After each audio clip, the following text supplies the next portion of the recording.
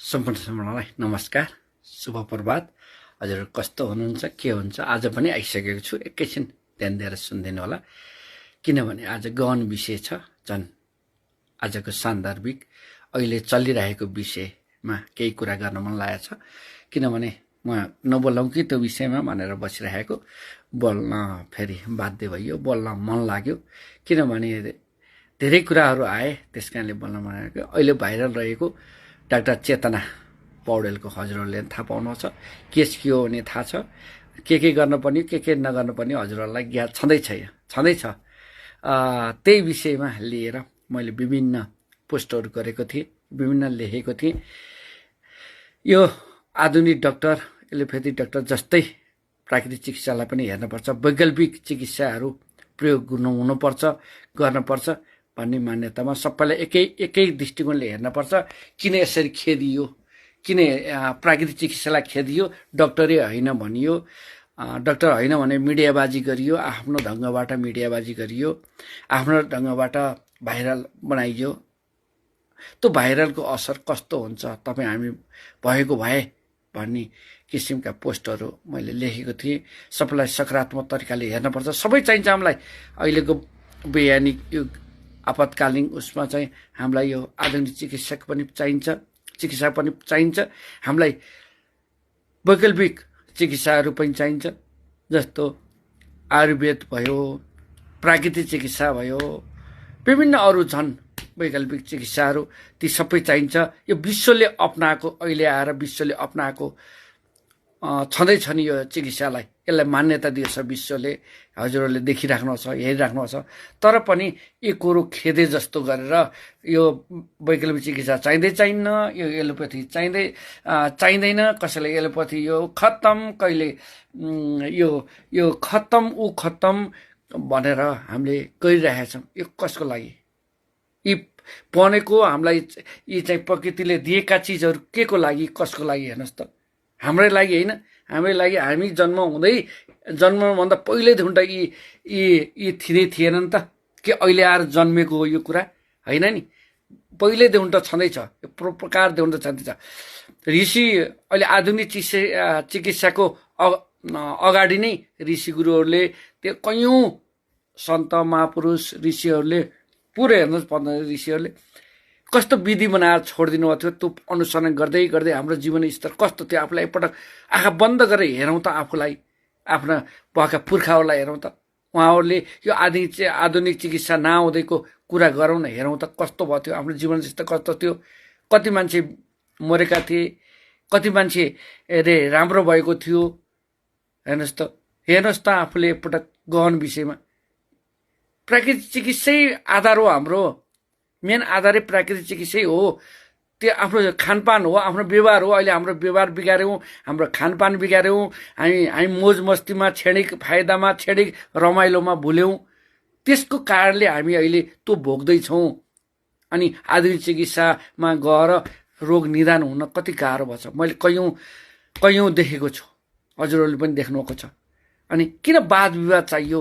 यो हुन्छ, यो होइन, यो मेरो, यो तेरो, यो सबै हाम्रो हो। तर पनि हामी के भन्छौँ? यो तेरो, यो मेरो भनेर कित्ता छुट्याउँछौँ, कित्ता जग्गा छुट्याए जस्तो कित्ता छुट्याउँछौँ। हेर्नुहोस् त, कित्ता यो तेरो, यो मेरो भनेर। तेरो मेरो नै छैन, यो प्रकृतिले दिएछ, तपाईँलाई नि त्यति दिएछ, मलाई नि त्यति दिएछ, सबलाई त्यति दिएछ। उसले घटबड गरेको छ, उसले के चाहिँ तपाईँलाई थोरै, मलाई धेरै, तपाईँलाई थोरै दिएको छैन नि, सबलाई भरपूर दिएको छ। यस्तो सिस्टम बनाएर यो जसले जन्माइदियो, हामी जन्माउनेवालाले यो सबै भरपूर्ण यो बनाएर राखिदिएको छ। त्यो महसुस गर्ने कहिले? हेर्नुहोस् त, त्यो महसुस गर्न सक्नु पर्दैन हामीले।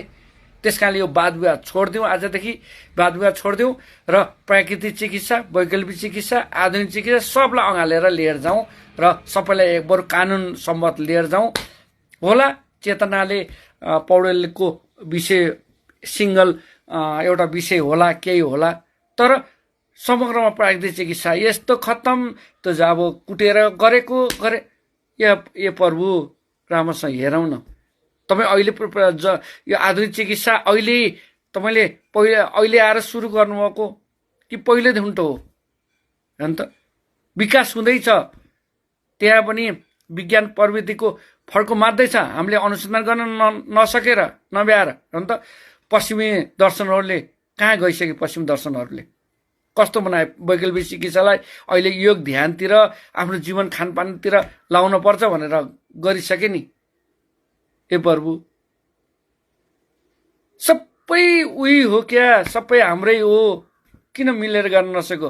अब भर्खरै कुरा गर्छौँ भने आधुनिक चिकित्साको कुरा गर्नुहुन्छ भने अब हिजो पनि एउटा स्वास्थ्य उसले निकालेको थियो पत्रिकामा, 94 पढ्न लागा डक्टर पढ्न लागा, हामी MBBS पढ्न लागा डक्टर पढ्न लागा 94% मानसिक रोगी भए अरे तनावले।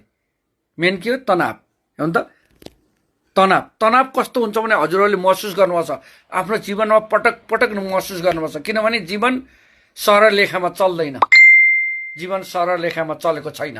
जीवन कहिले तल जान्छ हजुरहरूले भनिराख्नु छ नि। एक्सरेमा हेर्नु त ECG कस्तो हुन्छ? तल माथि गरेर गएको हुन्छ। त्यस्तै छ जीवन त्यस्तै छ। कहिले तल आउँछ, कहिले माथि चढ्छ, कहिले तल आउँछ, कहिले माथि जान्छ। यसरी नै चलिरहेको छ जीवन। कहिले दुःख हुन्छ, कहिले सुख हुन्छ। तिनै बखतमा तपाईलाई तनावले कतिपटक रुवाएको छ, तनावले कतिपटक सुताएको छ, तनावले तपाईँको केमिकल, शरीरको केमिकलहरू कति चेन्ज भएको छ अनुभव गर्नुभएको छ कहिले? त छुटकारा पाउने के छ त? आधुनिक चिकित्साले त्यो तनावलाई केही कम गर्न सकेको छ? आफैले विचार गरौँ न। ती कुराहरूलाई मैले त प्रयोग गरेको छु, मैले हरपर प्रयोग गरेको छु। त्यो तनावलाई कसरी कम गर्न सकिन्छ, कसरी गर्न सकिन्छ भनेको शरीर बाहिर सर्भिसिङ गरेको छ। हामी बाहिर चाहिँ साबुन लगाछौँ, स्याम्पू लगाछौँ, आनन्दले राम्रो देखिएको छ। तर भित्र सर्भिसिङ केले गरेको छ? कहिले याद गर्नुभएको छ कि प्रयोग गर्नुभएको छ कि गर्नुभएको छैन? एकपटक हेरौँ कि एकपटक हेरौँ, प्रयोग गरेर हेरौँ, अनि बल्ल भनौँ कि आफूलाई प्रयोग गरेर हेरौँ। हो, भौतिक विज्ञान बाहिर अणु परमाणुतिरको अध्ययन खोज्छ, त्यो भित्र के छ भनेर खोजेको छ। तर अध्यात्म भन्छ हामी भित्र के छ त्यो विज्ञान खोज्दैछ। यो पनि विज्ञानै हो। हामी भित्रको विज्ञान के छ, हामी भित्र त्यो चेतना भन्ने तत्त्व कस्तो छ, मन भन्ने तत्त्व कस्तो छ, भावना भन्ने कस्तो छ भनेर हामी भित्र खोजिरहेको छ हाम्रो व्यवहार परिवर्तन गर्नलाई। यो योग ध्यान वैज्ञानिक छैन भन्नुहुन्छ कतिजनाले के भन्नुहुन्छ? हजार थरी आफ्नो हो, आफ्नो धारणा हुन्। प्रत्येक व्यक्तिको आफ्नो धारणा छ। आफ्नो मैले एक थोक लेखेको हुन्छु, हजुरहरूले अर्कै थोक ऊ गर्नुहुन्छ। आफ्नो विचार हेर्नुहोस् त, आफ्नो विचार हो, तर बुझेर गरौँ क्या। हेर्नुहोस् त, बुझ्दै नबुझिकन त्यो बारेमा थाहै नपाइकन तपाईँले त्यहाँ लेखेका कुरा तपाईँको विचार हुन्, सत्य होइन। मैले पनि मेरो विचार लेख्छु, तर तपाईँले अर्को सोच्न सक्नुहुन्छ। मैले एउटा कुरो भन्छु, हजुरहरू अर्को कुरो सोध्नुहुन्छ। प्रत्येक मान्छेले सोच्ने, आफूले लिने त्यहाँभित्रका कुराहरू, मैले बोलेका कुराहरू हजुरले लिने पनि फरक फरक ढङ्गले लिन्छ। त्यही शब्दलाई एउटाले एक तरिकाले लिनुहुन्छ, एउटाले एक थरी तरिकाले लिन्छ, एउटाले एक थरी। त्यस कारणले आफ्नो बुझाइ पनि हामी भित्रको परिस्थिति, हामी भित्रको चिजहरूले त्यसलाई लिने पनि एब्जर्भ गर्ने पनि छुट्टै छुट्टै क्षमता छ। हेर्नुहोस् त, त्यो भनेको चेतना। त्यस कारणले हरपर एकदम बुझ्ने कोसिस गरौँ, शान्त रहने कोसिस गरौँ, आनन्द, हामी भित्रको आनन्द खुसीलाई लिने कोसिस गरौँ। भौतिक सुख सुविधामा दौडेर हुँदैन। त्यो पनि चाहिन्छ, भौतिक सुविधा चाहिन्छ, तर त्यसमा मात्रै दौडेर हुँदैन। त्यस कारणले दुइटै पाटोलाई सँगसँगै लिएर हिँड्न सकौँ, त्यसपछि जीवन धन्य हुन्छ, जीवन राम्रो हुन्छ। हेर्नुहोस् त, अहिले कुरा गर्दै थिएँ नि, डक्टरहरू डिप्रेसनमा जानुभएको छ। मैले देखेको छु, साथीहरू हुनुहुन्छ मेरै नजिकका साथीहरू, डक्टर गर्नुहुन्छ, DM गर्नुभएको छ, MBBS MD DM गर्नुभएको छ, प्रोफेसर हुनुहुन्छ, गर्नुभएको छ। उहाँहरू कति तनावमा हुनुहुन्छ, कति डिप्रेसनको औषधि आफैले खाइराख्नुभएको छ। यहाँ डिप्रेसन कसैलाई छैन भन्ने ठान्नु छ? सबलाई छ, पर कति पर्सेन्ट छ भन्ने मात्रै हो फरक। मलाई कति छ, तपाईँलाई कति छ, अर्कोलाई कति छ, अर्को कति छ। त्यस कारणले हरपर आफूलाई सजग राखौँ। डिप्रेसन कति छ आफूलाई नापौँ, हेरौँ। तब एक्लै बसेर एकपल्ट एकपटक हेरौँ त आफूलाई कस्तो भछ। त्यसकाले भन्नु होला तनाव छ, तपाईँ तनावको उपचार छ। उपचार भनेको अहिले आधुनिक चिकित्सामा कमै हो र उपचार, तर भित्रको कुरा पत्ता लगाउनलाई योग ध्यान प्राकृतिक चिकित्सा वैकल्पिक उपचार बाहेक अरू छैन। वैकल्पिक चिकित्सा बाहेक अरू छैन। हजुर सबलाई सम्मान गरौँ, सबलाई सम्मान गरौँ। हेरौँ आफूले एकपल्ट प्रयोग गरेर लयमा त्यत्तिकै नबोलौँ। अहिले एउटा मान्छेलाई परेको छ प्राकृतिक चिकित्साको डाक्टर भनेर लेख्छ, त्यो डाक्टर होइन नक्कली डाक्टर अरे, के हो, यो त चिकित्सकै होइन, यो त डाक्टर पेसै होइन भन्ने कुरा आएछन्। होइन नि प्रभु, त्यस्तो होइन नि। बुझौँ केही छ भने त्यहाँभित्र खोदलौँ। त्यो भित्र नबस्दासम्म हामीलाई थाहा हुँदैन। हामीले जानेका सबै कुरा सही छन् भन्ने छैन, हामी सबै कुरा जान्नछौँ भन्ने छैन। यो संसारमा 100%मा 100%मा 1% भन्दा तल जानेका छौँ हामी, जानेका छैनौँ। प्रभु यो के छ, अनगिन्ती छ। हामी भित्रको शरीरको समाचार जानेका छैनौँ, बाहिर जानेका छैनौँ, केही पनि जानेका छैनौँ। हामी कति जानेकै छैनौँ, तर पनि हामी घमण्ड गर्छौँ। मैले यति जाने, उति जाने हो, म यस्तो जानेको, म यत्रो पदको, म यत्रो भनेर घमण्ड गर्छौँ। प्रभु त्यो घमण्ड कराई के छ र अन्त यो जिन्दगीमा? एकछिनमा तपाईँको शरीर नरहन सक्छ, तपाईँको मृत्युवरण गर्न सक्नुहुन्छ, तर तपाईँलाई याद छैन, थाहा छैन, केही त्यसमा खोजिएको भएको छ। हेर्नुहोस् त, कसैले पत्ता लगाउन सक्दैन यो जीवन भनेको के हो। त्यसकारणले किन घमण्ड, किन म प्रतिस्पर्धा, ओ लडाइँ पुरा, तँ बलियो कि म बलियो, तेरो चिकित्सा प्रणाली बलियो कि मेरो चिकित्सा प्रणाली बलियो? के छ यो? के लैजानुहुन्छ? के लैजानुहुन्छ? सबै छोडेरै जाने हो। तर सरल हुन सिकौँ, नम्र हुन सिकौँ, करुणावान हुन सिकौँ, प्रेम भाव जगाउँ, आफूलाई स्वस्थ राखौँ, मस्त राखौँ। अस्तव्यस्तको जिन्दगीमा आफू मस्त व्यस्त भएर जिउन सकौँ न, बल्ल पो त जिन्दगी हाँसी खुसी बसौँ। यहाँ त रास रिक, तँभन्दा म कम, मभन्दा तँ, यो के ल्याउँछ अन्त? मलाई त साह्रै नि सब मनुष्य देख्दा, सबै मानिस देख्दा मलाई कस्तो भइराख्यो, खुद भइराख्यो। बोलम भयो यो विषयमा। नबोलिकन सुखै पाइनँ म। लड मार लड के को लागि? आजदेखि प्लिज, आजदेखि मैले भन्छु, हजुर शान्त रहिदिनुहोस्। हजुरको कर्म गर्नुहोस्, आफ्नो कर्म छ, तर एउटाको कर्मलाई अर्कोले अपहेलना नगर्नुहोस्। तपाईँको कर्म एउटो छ, मेरो कर्म अर्को छ, अर्कोको कर्म अर्को छ। सबको कर्म, यसलाई ध्यान दिउँ, सबलाई सम्मान गरौँ, सबैलाई राम्रो गरौँ, सबैको शुभ होस्, मङ्गल होस्, कल्याण होस्। बारम्बार भनिराखेको छु मैले, हजुरहरूले पनि भनिदिनु न, व्यवहारमा ल्याइदिनु न भनेर मात्रै भन्नु, व्यवहारमा ल्याइदिनुहोस्। हामी मुखले मात्रै भन्छौँ, व्यवहारमा नल्याउने भएर पनि बिग्रेको छ एउटा कुरा। व्यवहारमा कति सक्छौँ, यति सके 1% सके पनि व्यवहारमा ल्याइदिउँ। हे प्रभुहरू, आजदेखि आफूलाई हेरौँ, छोडिदिनुहोस् अरू राजनीति के भन्छ के आफूलाई हेरौँ क्या एकपटक। आफूलाई औलाई छोडिदिनुहोस्, औलाई हेरौँ, जीवनभर औलाई हेरौँ, एकपटक आफूलाई हेरौँ। म के बोलेँ, मेरो जीवनमा घटेका घटनाहरूलाई याद गरौँ। एकछिन आँखा बन्द गरेर आफूलाई घटेका घटनाको याद गरौँ त।